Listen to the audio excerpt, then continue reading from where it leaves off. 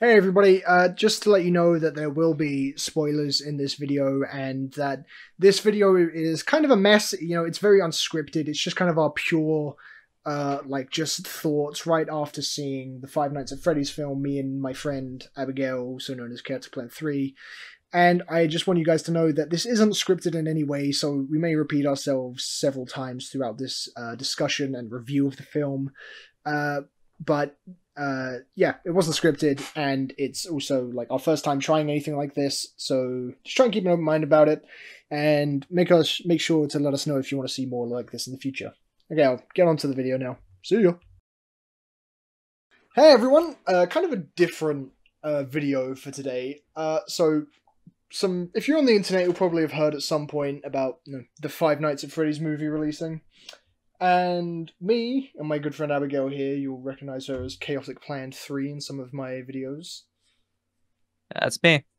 Yeah, we live in the UK, and we got to see the film 2 days earlier than the most of the world. There were a few countries that got it on the same day, but we saw the earliest showing we could, and we're here now just to discuss about it, because, you know, it's a very big thing, very, important thing in our lives. We've been fans of this franchise since, way back when.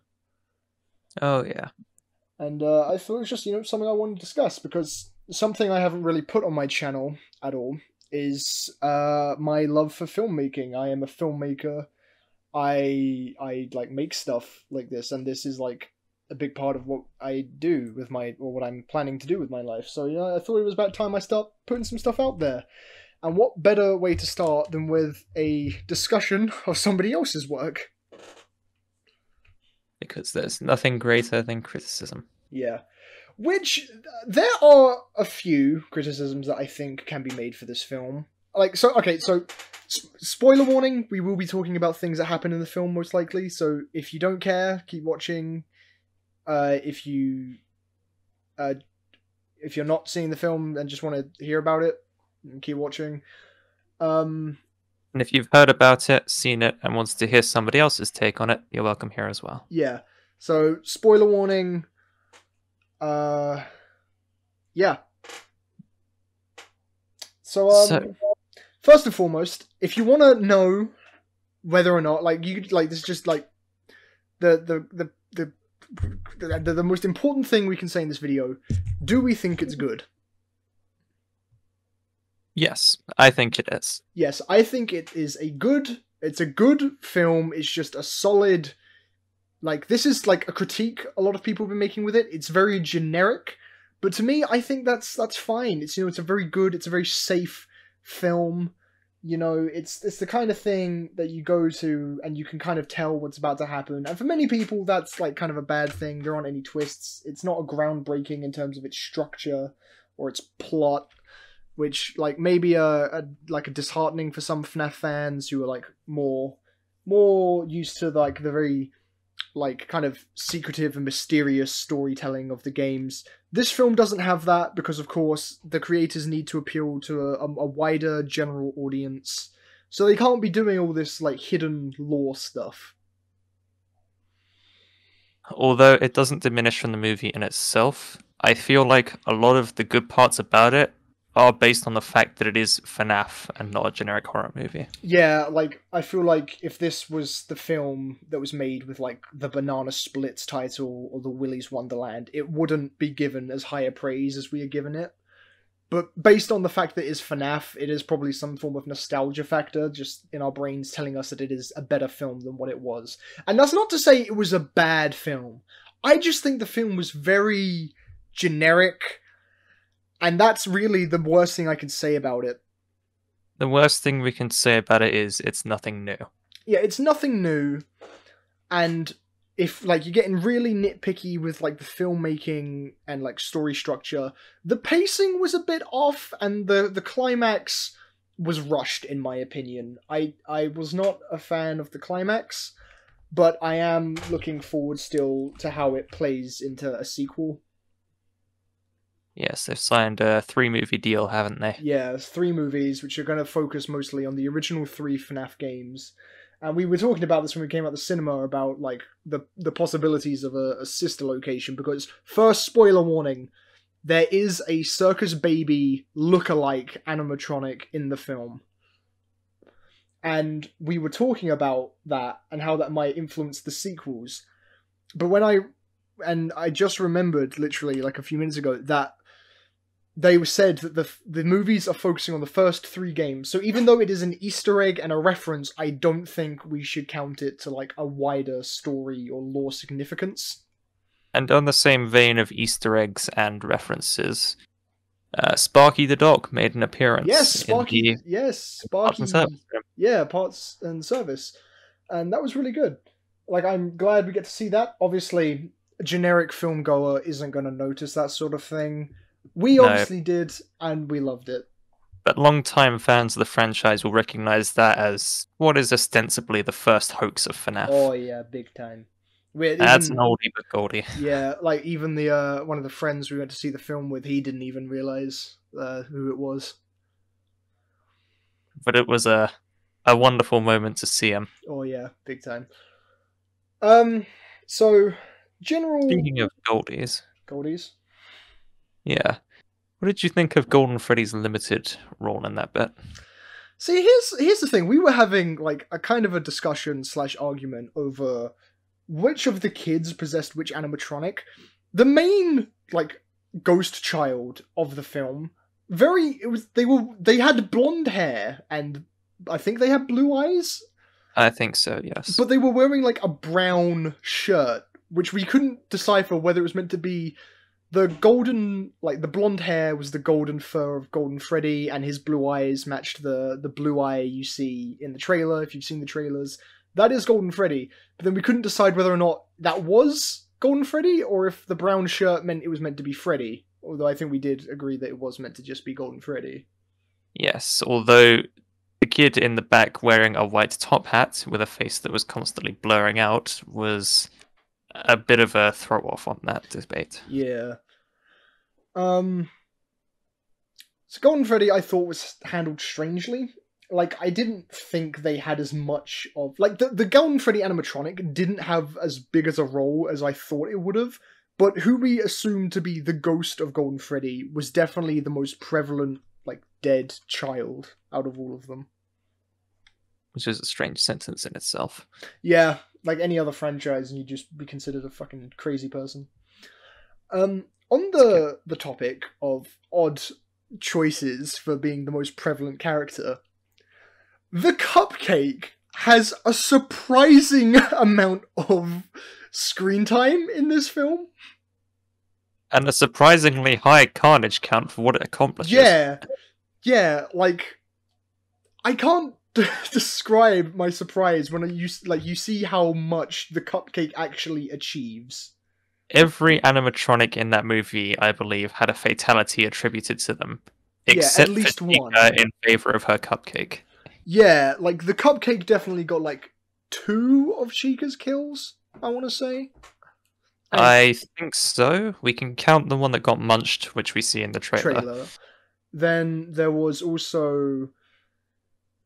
well, no, I think that might be because it attacked Mike in the film, and it also attacked the other security guard before Mike, but it didn't kill them. It was that machine you see in the trailers, the Saw-esque looking thing. Which I think is a very, very strange addition to the movie. Yeah, we still have no idea what that whole thing's about. It's just there, and they don't bring it up a lot. Obviously not Springlocks, because why would Springlock helmets need a shit ton of razor blades in them? And in terms of Springlocks, the depiction we see of them in the film, not like massively different. Like, they do the same thing as they're described to do in the games, but in a way that's very horror movie. Yeah, it's very tame compared to some fan depictions. If you've seen like those videos of the Springlock failure, like, throw out like 80% of the blood.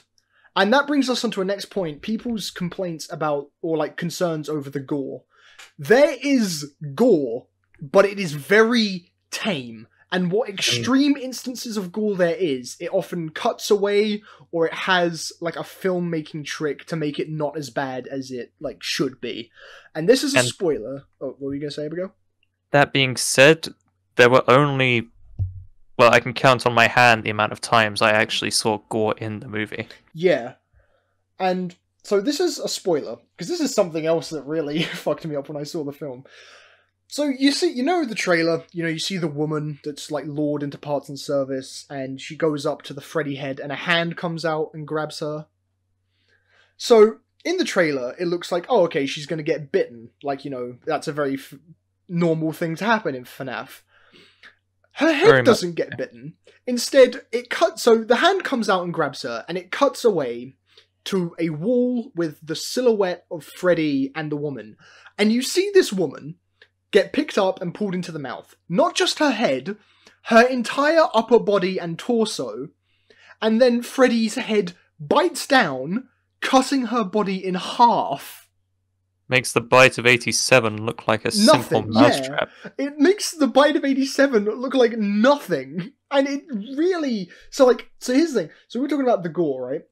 Obviously, being, cut in half, a very gruesome thing to see happen. If you've seen another film like Alien vs. Predator Requiem, where you see that girl get pinned up against the wall and you see her body split in two and you see her intestines fall out. They did that in this film, but the way they did it really shows that they were going for that lower age rating, because when she gets bitten in half, her body, what's left of her body, falls to the ground, and you can see there is something slowly coming out of the top of her, pelvis area. But it's very unnaturally darkened to conceal what is going on. So you can see, a red stain on, her jeans, I guess she was wearing. And then it's just kind of this black mess that's just kind of coming out. So it's very clear there were some gory aspects. It's being restricted and edited to be not as bad as clearly the filmmakers wanted it to be. Which is not to detract from the fact that it was gruesome and it was bad. It could have been worse given the film that it was in.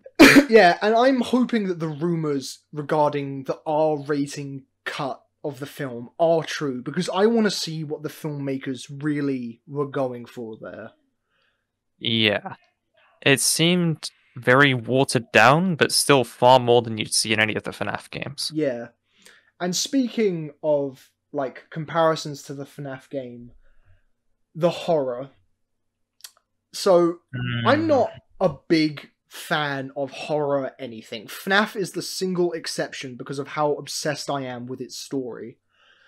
This film, I don't think was that scary, to be honest, and I'm kind of, a pussy.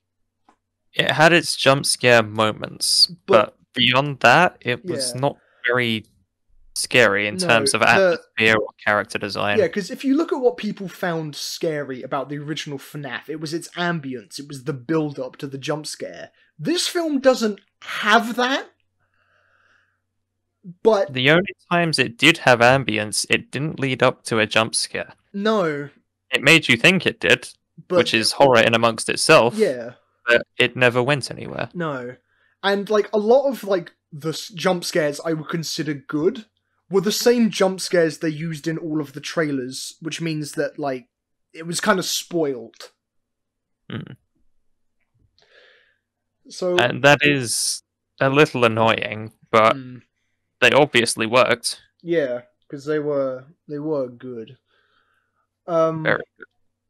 And talking about things that are good, the effects. I know, obviously the effects, all practical, bar a few CGI scenes, we believe.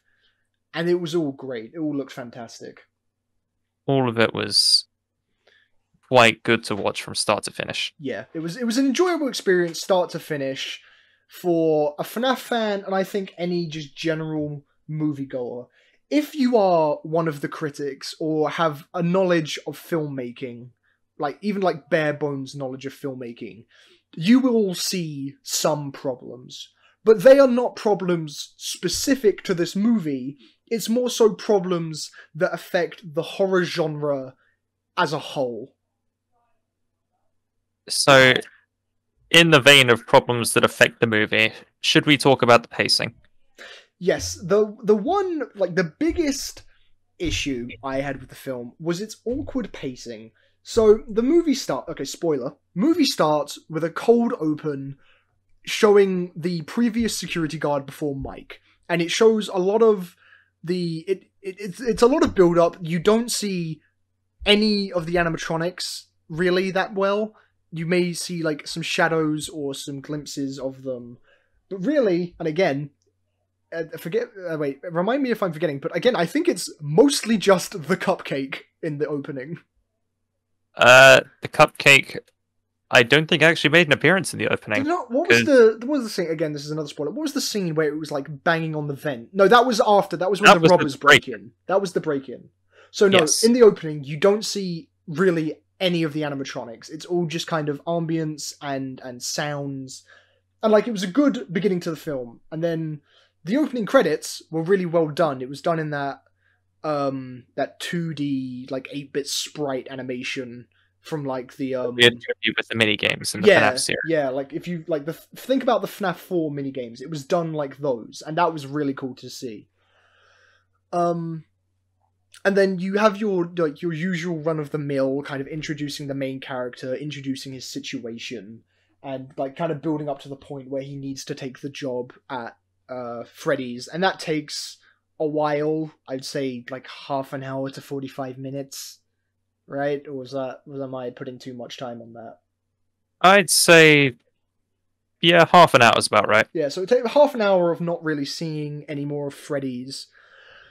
But then you get to Freddy's, and like from the get-go, it is like balls to the wall action. Like his first night, he just kind of sleeps through it, but you do get to see an instance of the ghost children, which becomes prevalent throughout the film, and much to my dismay, because the dream sequences constantly broke up the flow of the movie. Yeah, you keep cutting away from like things happening in the real world, like real, like good stuff, like stuff to do with the animatronics and stuff like that, and then you just cut to Josh Hutcherson in the forest running around after kids, and you know it was kind of annoying, but it did help to kind of move the story along.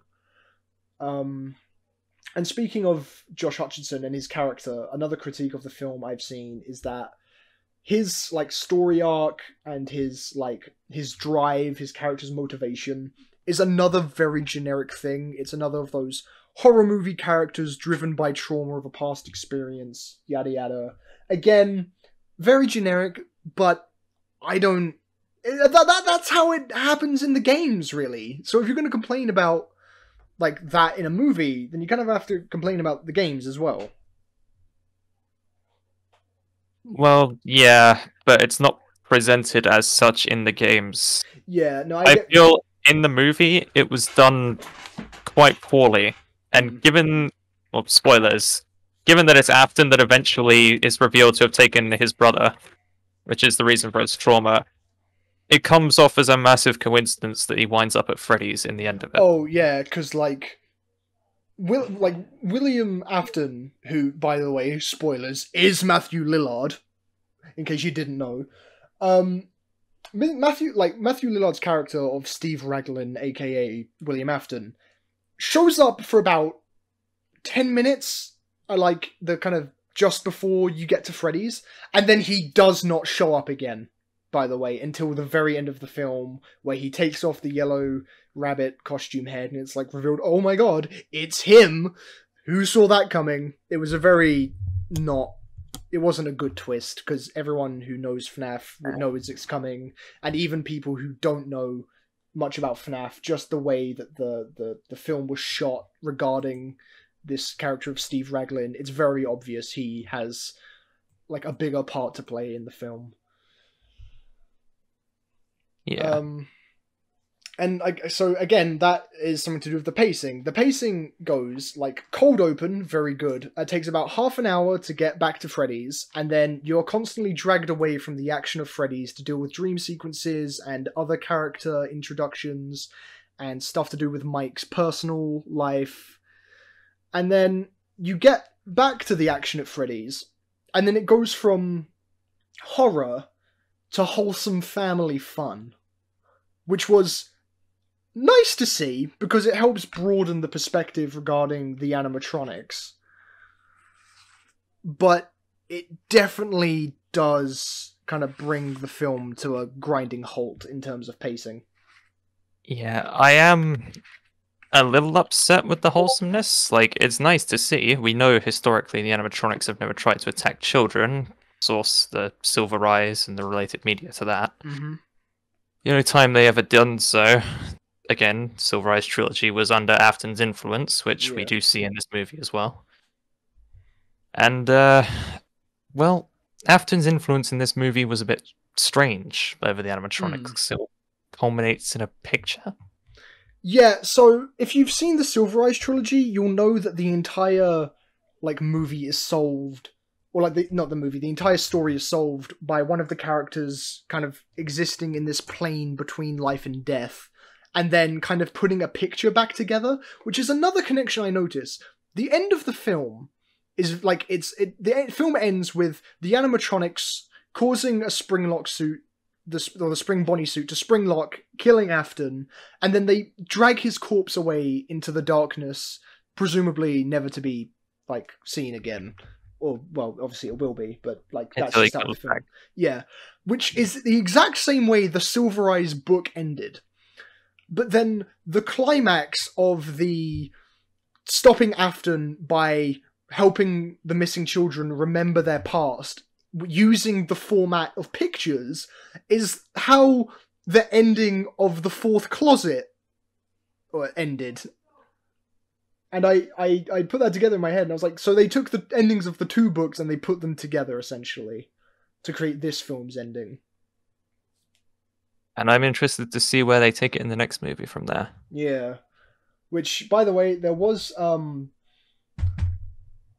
the credits, so you do get to hear the Living Tombstone's Five Nights at Freddy's song in the credits, but as soon as that's over, you get to hear the Grandfather's Clock music box song from Fnaf 2 regarding the puppet, and just as the credits are ending, you hear the Save Him text-to-speech.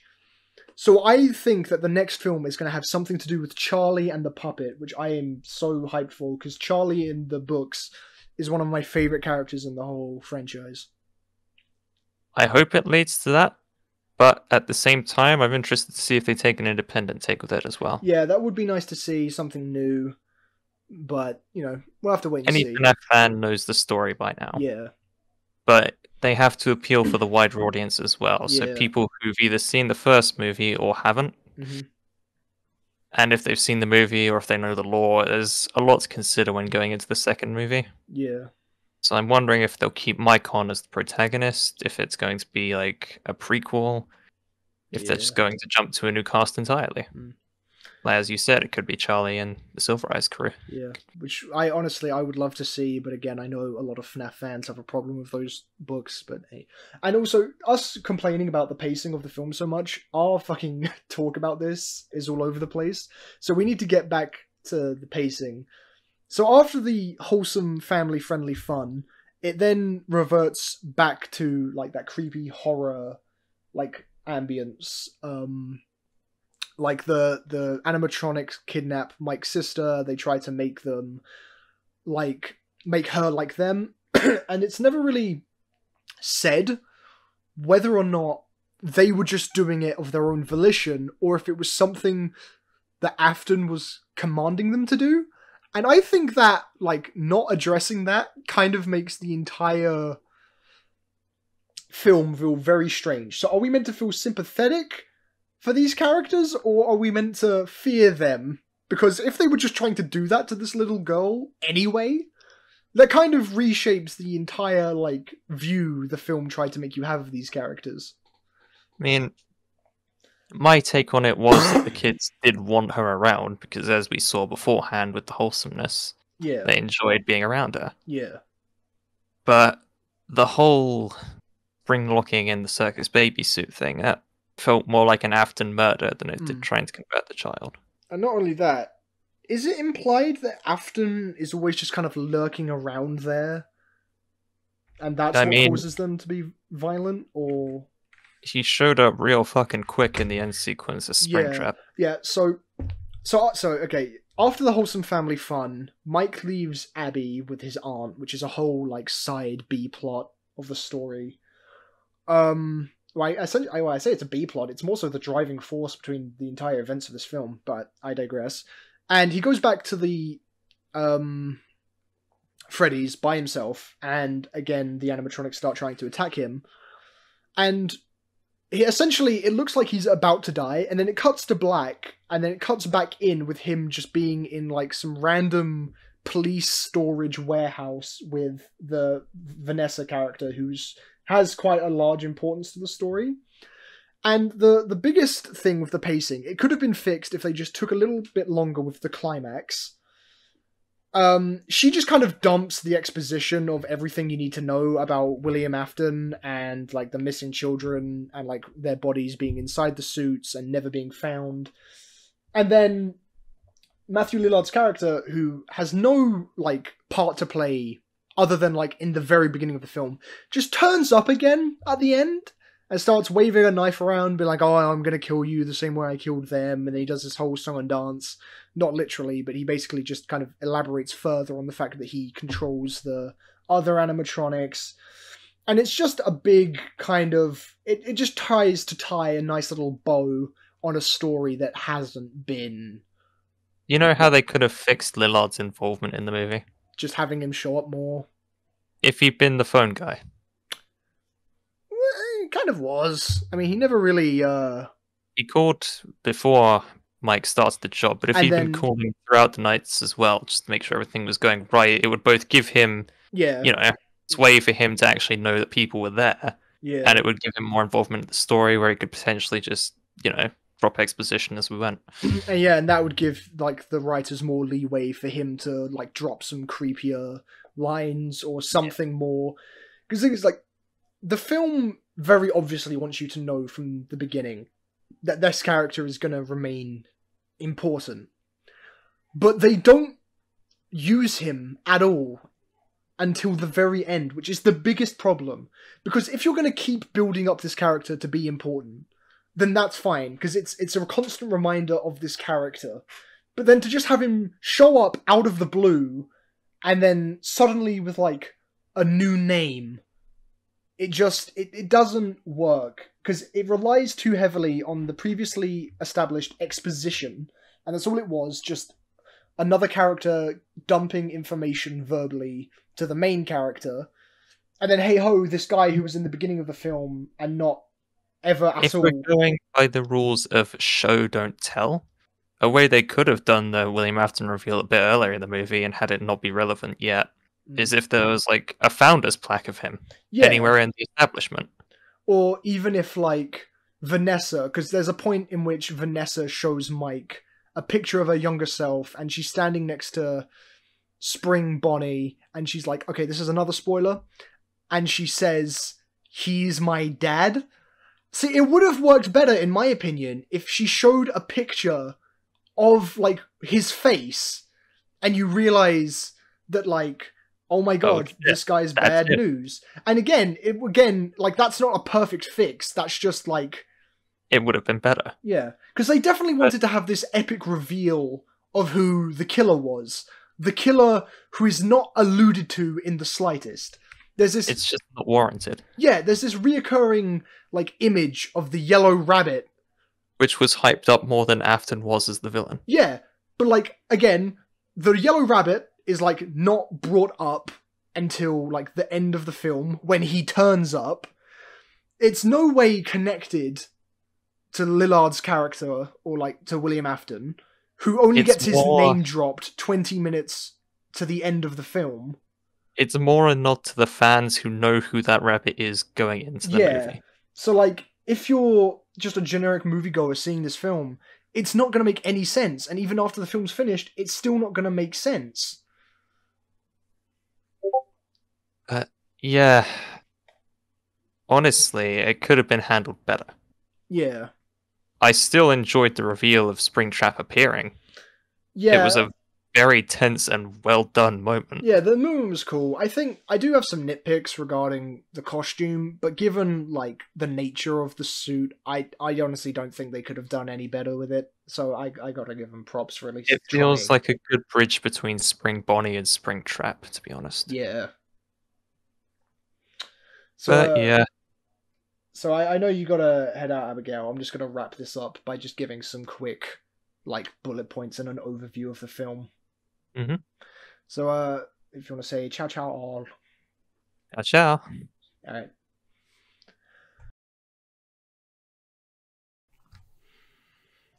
To reiterate on what we've said already, do we think this film is worth seeing? Yes, it was an enjoyable viewing experience.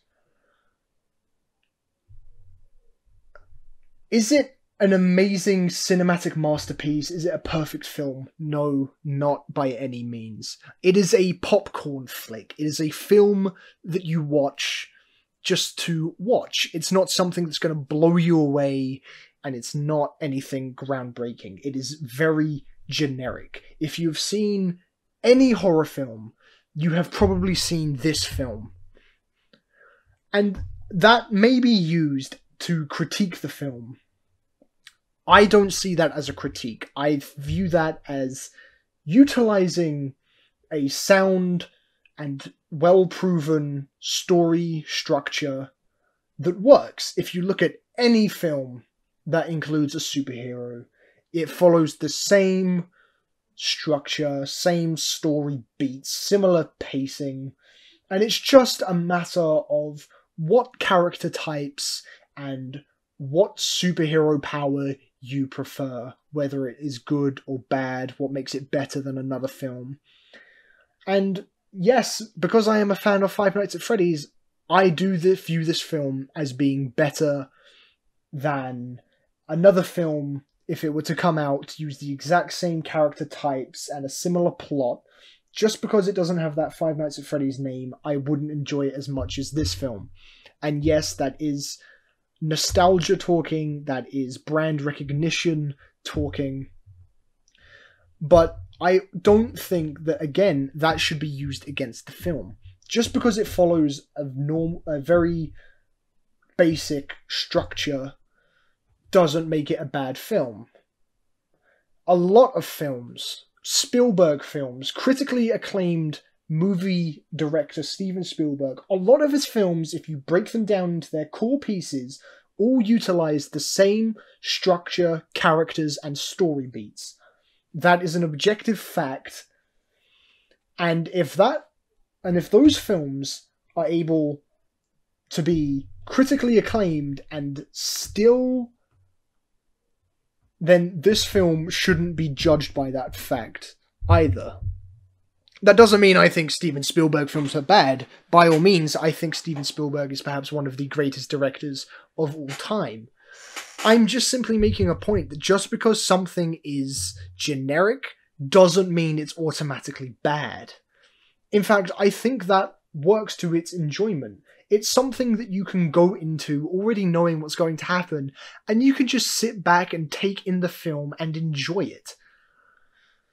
Now, the story and the pacing of the film definitely was not perfect. The pacing was a little bit off. It felt like near the middle of the film, it changes from a horror film to a family sort of fun film, where the animatronics have been subdued. You get to see this friendlier, playful, childish side to the film.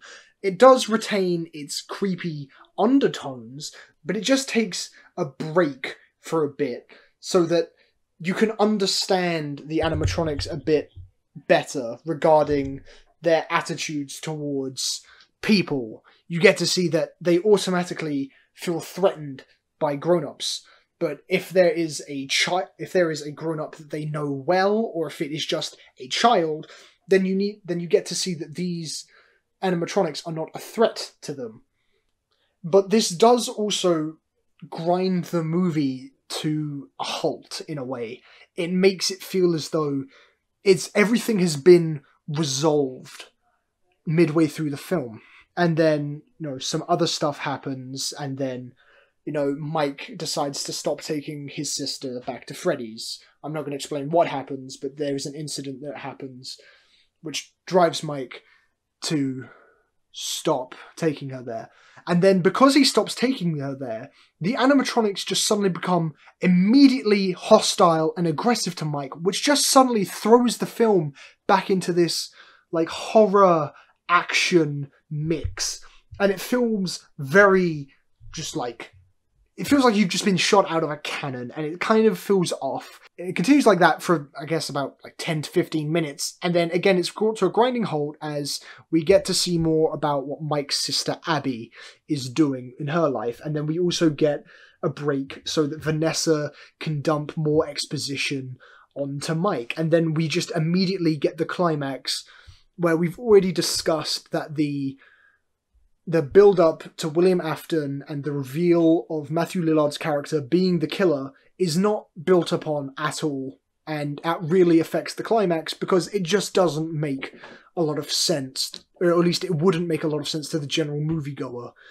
So if you're a FNAF fan going in, you'll know that, the yellow rabbit in the 80s, or that the man in the yellow rabbit suit murdered 5 children in Freddy's, and that man is William Afton.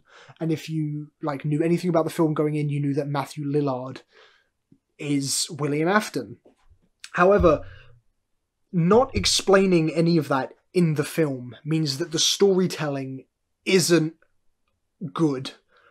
In fact, I would consider that to be quite poor storytelling, because you're not explaining to your audience what is happening. And that is a very big issue. And a lot of the storytelling is tied to the pace of the film. It feels like we take regular breaks to just dump exposition, and then we have either kind of an action set piece, a horror set piece, or some kind of family fun set piece.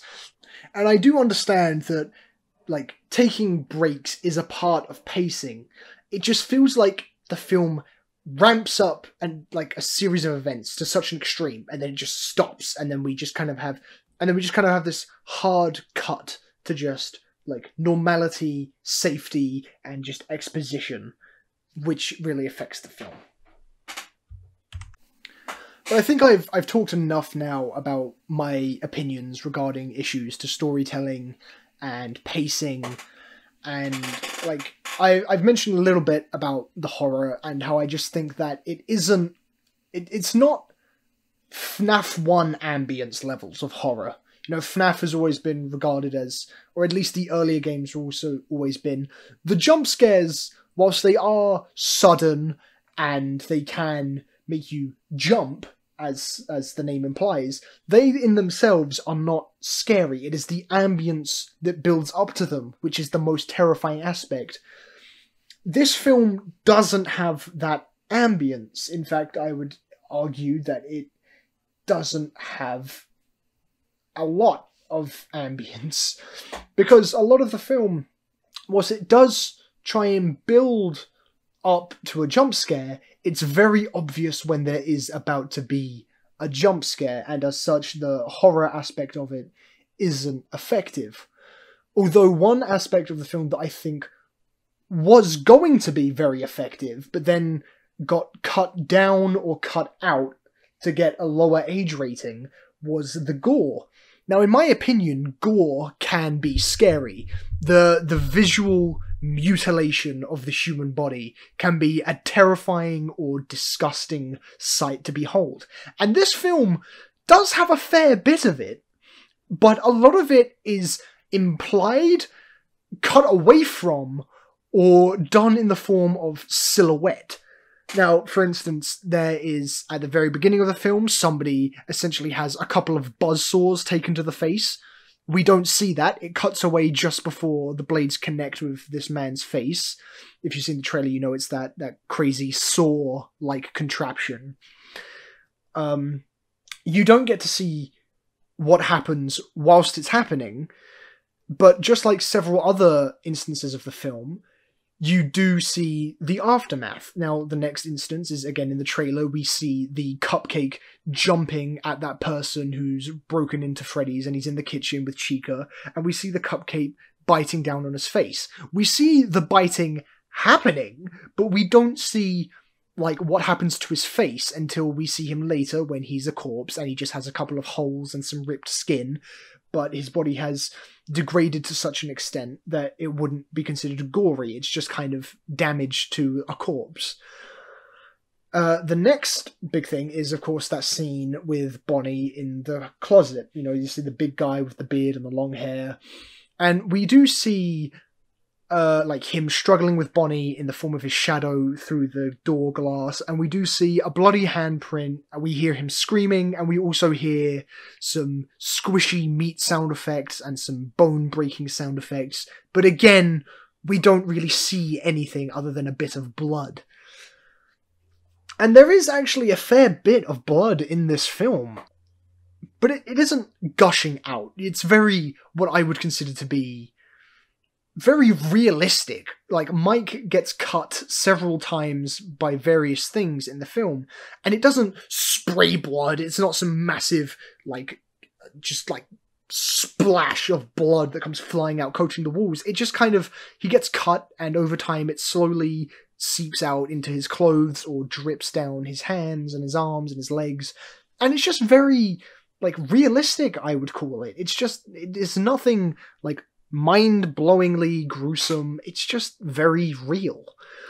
There are other instances of quite some extreme gore. I mentioned in the discussion with Abigail the scene where a woman gets ripped in half, or like bitten in half, and you see her lower half of her body, her like legs and her like pelvis and like the kind of mid part of her torso fall to the ground, and you can see that there is something there that's kind of like falling out, but it's hidden by very unnatural shadows as a way of trying to conceal what it is and trying to like seem less gory than what it actually was.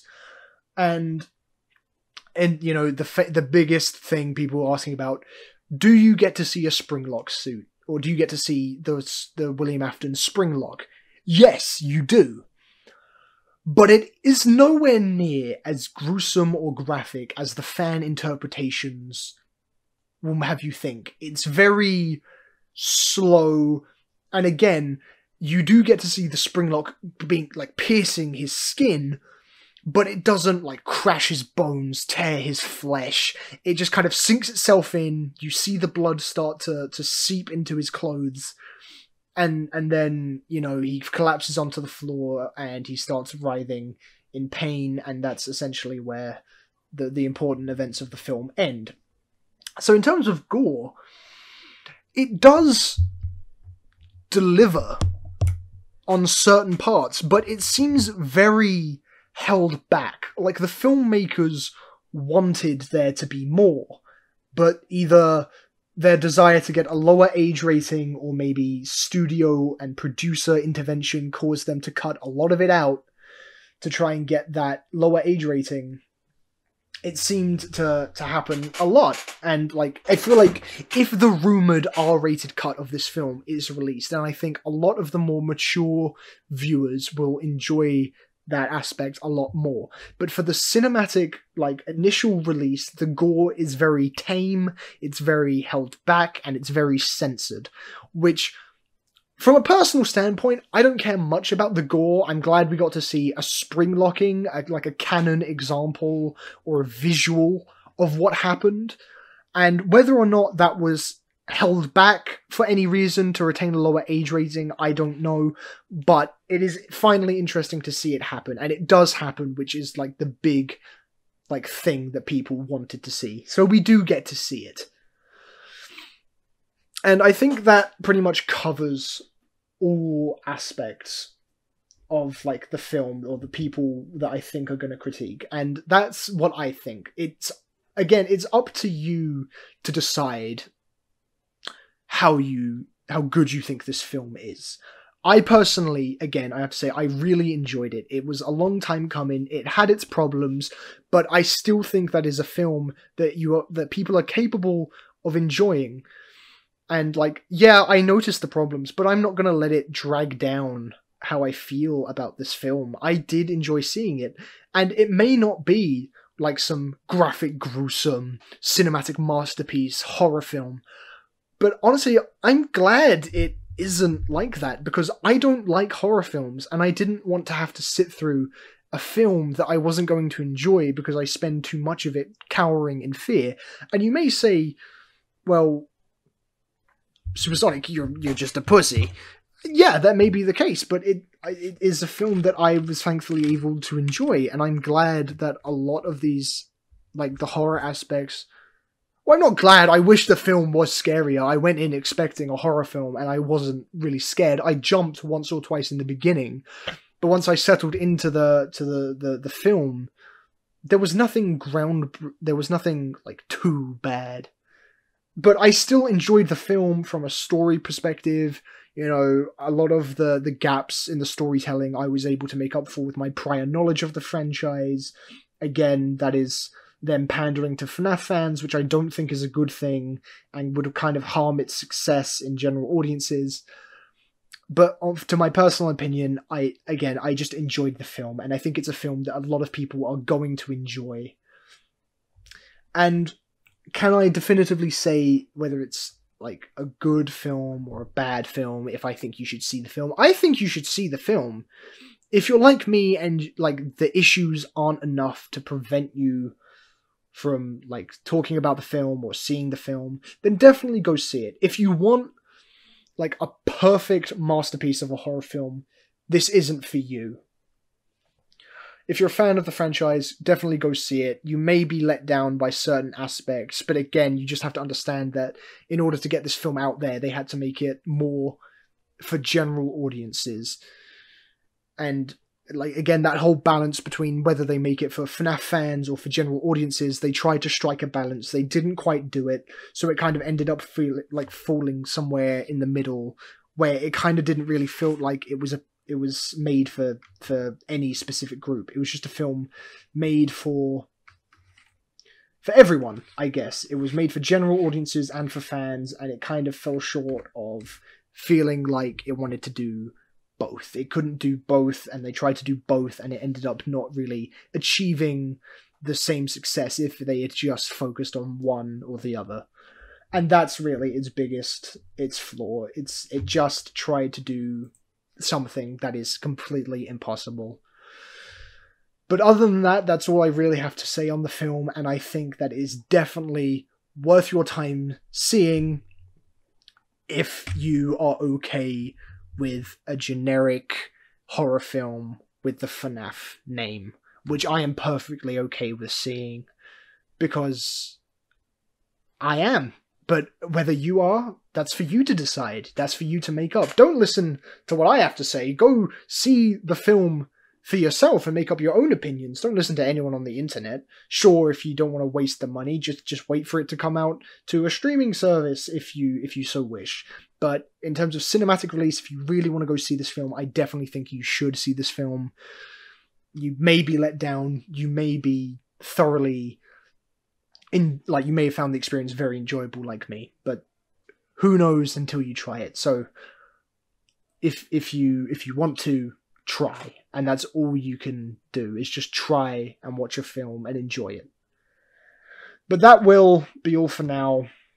Let me know if you want to see more things like this on my channel. I'd be happy to. You know, as I've previously mentioned, I have got a very deep interest in films, and I would love to talk more, and I'd love to have more people join me in discussing our thoughts on films.